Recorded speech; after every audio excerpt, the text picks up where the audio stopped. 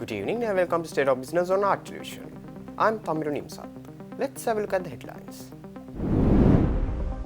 President Anukumar Dissanayake outlines vision for inclusive 2025 budget. World Bank to provide financial and technical assistance for Sri Lanka's development projects. News in detail. Martin Reisu, Vice President for South Asia at the World Bank, affirmed the institution's commitment to supporting Sri Lanka's key government initiatives. This announcement was made during a meeting with President Anukumar Dissanayake and World Bank representatives held at the Presidential Secretariat yesterday. The World Bank pledged financial and technical assistance for youth employment generation, Clean Sri Lanka project, rural poverty alleviation and digital transformation. Discussions also explored potential World Bank support for new projects in education, energy, digitalization and northern development. President Anukumar Dissanayake underscored the significance of education in eradicating poverty, urging the World Bank to back ongoing reforms in the sector. He also stressed the need to enhance public transportation, boost agriculture's economic contribution, expand ports and airports, and strengthen northern development. Martin Reisu assured the timely disbursement of approved financial assistance and reiterated the World Bank's readiness to collaborate on the proposed projects.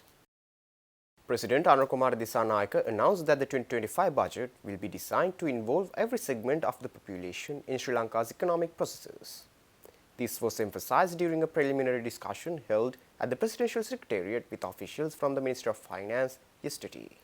The President stressed the importance of developing an efficient and productive economic system. He highlighted the need for strengthening public transportation, enhancing essential facilities and addressing inefficiencies. The President also pointed out the need for optimizing decentralized funds, redirecting funds allocated to members of parliament toward national projects for great impact. He also urged the need for regulating rice stocks, ensuring producers comply with regulations and timely repayment of loans provided to millers for purchasing paddy. President AKD stressed the need for grassroots involvement, extending the benefits of urban-centered economic activities to rural communities to ensure equitable distribution across all provinces. He further stressed the need for decentralized fund mismanagement, highlighted issues with funds previously allocated to MPs being underutilized or misdirected. President also emphasized the need for welfare distribution, identifying flaws in existing welfare mechanisms to protect vulnerable communities. President AKD went to stress the necessity for economic equity, stressed the necessity of engaging grassroots level populations in economic growth, enabling inclusive and balanced development.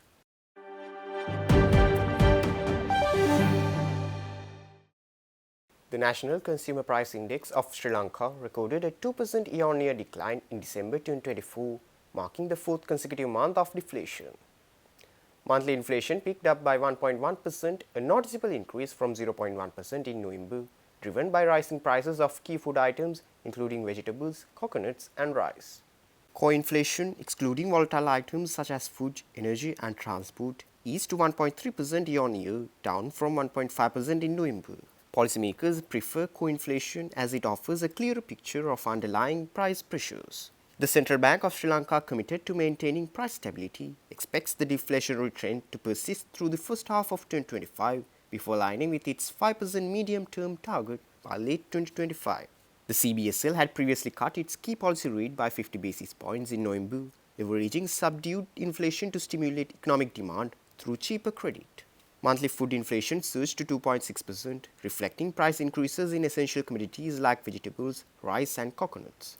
However, food prices remained 1% cheaper year-on-year compared to December 2023.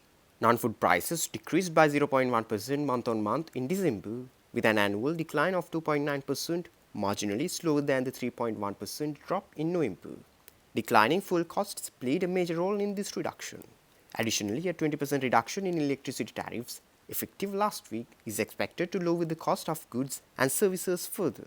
The impact of this tariff cut will likely become more evident in the February 2025 price indices.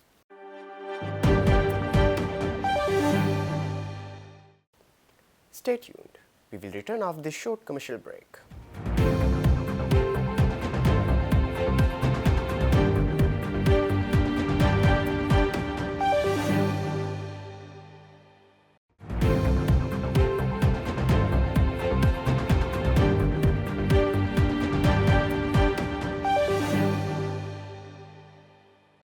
Welcome back after the break.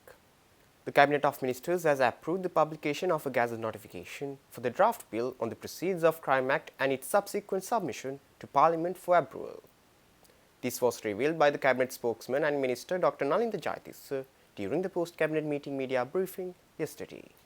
Spokesman Dr. Jayatissa announced that the bill, drafted by the legal draftsman and cleared by the Attorney General, is a significant step in bolstering Sri Lanka's legal framework to combat corruption and illicit asset accumulation.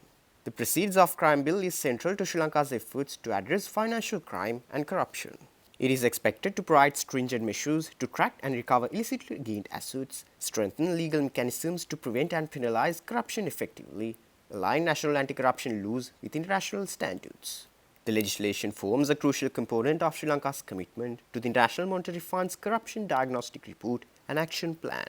The bill's passage will signify the country's resolve to improve governance and transparency, aligning with the broad economic reforms tied to IMF support. The draft bill's progression to Parliament marks a milestone in Sri Lanka's efforts to enhance accountability and address systemic corruption effectively.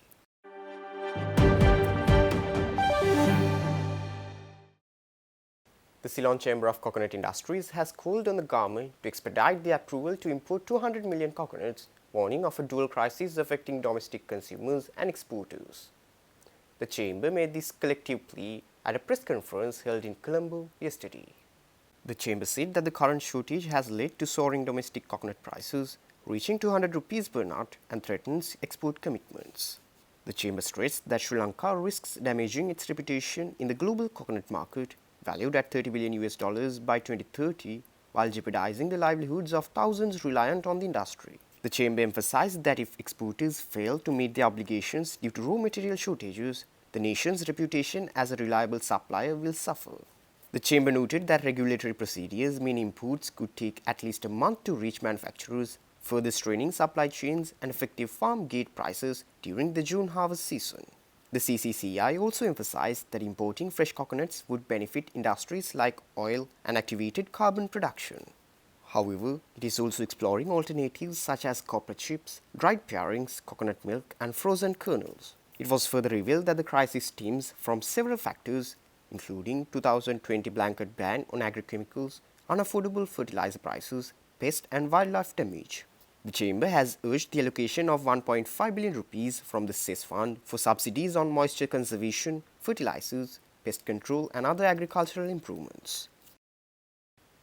Speaking at the press conference, President Jayantha Samarakun highlighted the slow pace of the import authorization process, which requires coordination across multiple ministries and departments. රජයට අපි proposal එක දීලා තියෙනවා. ඒක cabinet පත්‍රිකාවක් හැටියට යන්න ඕනේ. හැබැයි අපි කියලා තියෙන්නේ මේක අපිට දීර්ඝ කාලීනව අවශ්‍ය නැහැ. හැබැයි මේකට අනුමත කරලා එක පාරක් හදලා තියන්න. මොකද මේ පොල් අඩුව අපි දැනගත්ත CRI එක කිව්වොත් මේ ඉස්සරහට එන මාස 3 පොල් අඩුයි කියලා.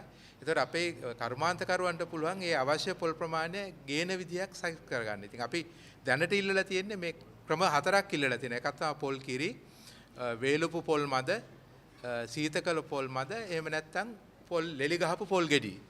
ඒතර මේ හතරෙන් මොන ක්‍රමයකට හරි අපිට අවසරය දෙන්න කියලා තමයි තියෙන්නේ. රජයේ පැත්තෙන් ටිකක් පොසිටිව් රෙස්පොන්ස් එකක් තමයි තියෙන්නේ. හැබැයි මෙතන අර කුෂ්කර්ම අමාත්‍යාංශයත් පොල් පර්යේෂණාත්‍යයත් ටිකක් බලනවා මේ පිටින් පොල් ගේනකොට ඒවට විෂ බීජ සම්බන්ධ වෙයිද කියලා. ඒ කියන්නේ පොල් ගෙඩි වශයෙන් ගේන එක ඉක්මනට කරන්න බෑ. ඒ කට්ටියට මාස 3-4ක කාලයක් අවශ්‍යයි කිව්වා ඒකට නිර්නාමක හරි ගස්සන්න. හැබැයි පොල් කිරි පොල් මද ගේන එක දැනට උනත් කරන්න පුළුවන්. ඉතින් ඒක අපි පුළුවන් ක්‍රමයකට අවශ්‍ය පොල් ටික අර අඩුපාඩුව ගෙන්න ගන්න තමයි දැනට කටයුතු කරන්නේ.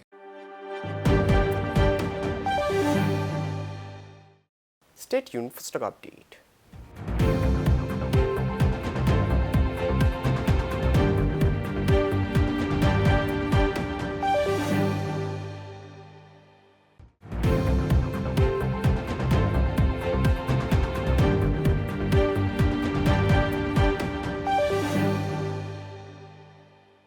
Trading at Colombo Stock Exchange ended on positive notes today.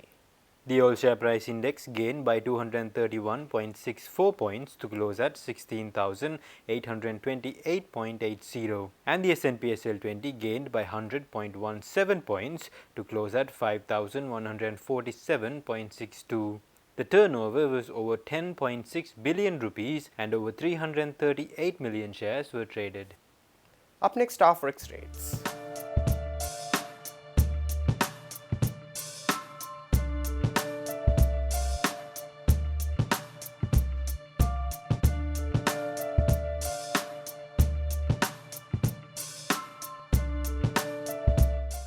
That's all our news for today.